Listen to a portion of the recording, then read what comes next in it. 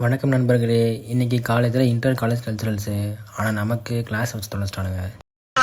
சரி என்ன பண்ணுறதுன்னு நானும் கொஞ்ச நேரம் கவனிக்க ஆரம்பித்தேன். கொஞ்ச நேரம் நோட்ஸும் எழுத ஆரம்பிச்சிட்டேன்.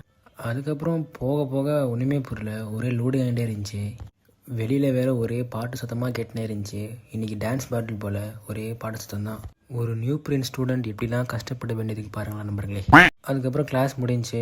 சரி கிளாஸை முடிச்சுட்டு கொஞ்சம் நேரம் அந்த டான்ஸை பார்த்துட்டு நேராக கேண்டீனுக்கு போயாச்சு. எப்பவும் போல் மீன் மார்க்கெட் மாதிரி அவ்வளோ கூட்டம் இருந்துச்சு கேண்டீனில். என்னை வெறுப்பேற்றணுங்கிறதுக்காகவே ஏன் முன்னாடி முட்டை பப்ஸை வாங்கி அவன் மட்டும் ஒண்டி அமுக்கின்னு பார்த்தீங்களா. அதுக்கப்புறம் கொஞ்சம் நேரம் கிளாஸ் இருந்துச்சு. அதுக்கப்புறம் கிளாஸை முடிச்சுட்டு நேராக லேபுக்கு ஒரு அட்டையை போட்டு உட்காந்துச்சு. எங்களுக்கு லேப் முடிஞ்சு, ஆனாலும் லேபுக்கு போய் உட்கார சொல்லிட்டாங்க. லேபில் கொஞ்சம் எப்பவும் போல் ஃபன்னாகவே போச்சு. மச்சான் வேற நான் காட்டண்டா வாட்டத்தைன்னு சொல்லிட்டு பயங்கரமாக உட்காந்துட்டு கேம் விளாண்டான். யாரா இவன் பார்க்காதீங்க, இவன் தான் நம்ம கிளாஸோட அடி தாங்கி. ஐயோ இல்லை இடி தாங்கி. ஏன் அப்படி சொல்கிறேன்னா, பயங்கரமாக படிப்பான், ஆனால் செம்மையாக ஃபெயில் ஆயிடுவான். அப்படியே காலேஜை முடிச்சுட்டு ஒரு டீயை போடலான்னு சொல்லிட்டு டீ பாய்க்கு போயிட்டு கூப்பிட்டு டீயை போட்டுட்டு நேராக பஸ் ஏறி டாப் சீட்டு பிடிச்சாச்சு. 17 ஓவாய்க்கு டிக்கெட்டை வாங்கிட்டு சில பல கதைகளை பேசிட்டு அப்படியே இன்னைக்கு நோம்பு திறந்துட்டு இன்னைக்கு நானும் முடிச்சுக்கிட்டேன். மறக்காமல் ஃபாலோ மட்டும் பண்ணிட்டு போயிருங்கப்பா.